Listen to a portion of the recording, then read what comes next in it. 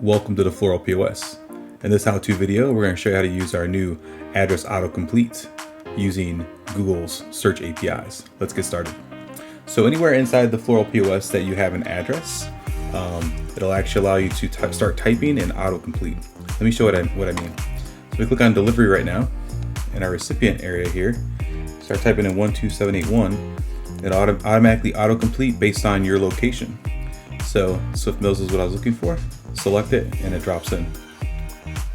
Let's try another one, 14 Morgan Street in Akron.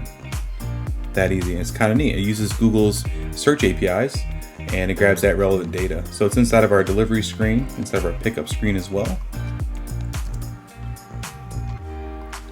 Inside of our wire screen.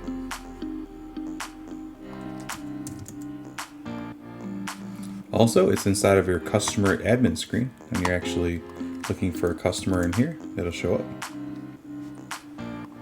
It's inside of all of our other little tools as well. So if you go into our shop frequent locations, it's in here. It's also inside your funeral manager as well.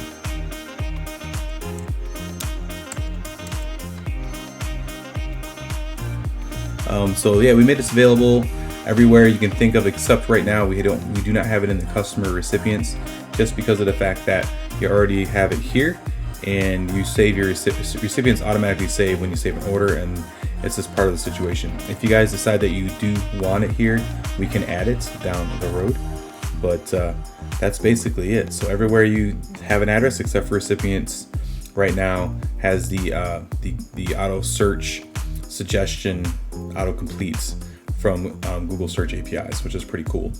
So if you have any questions about that, give us a call, 888-865-9768. You can email us, support@thefloralpos.com, and as always, you can click on the smiley face.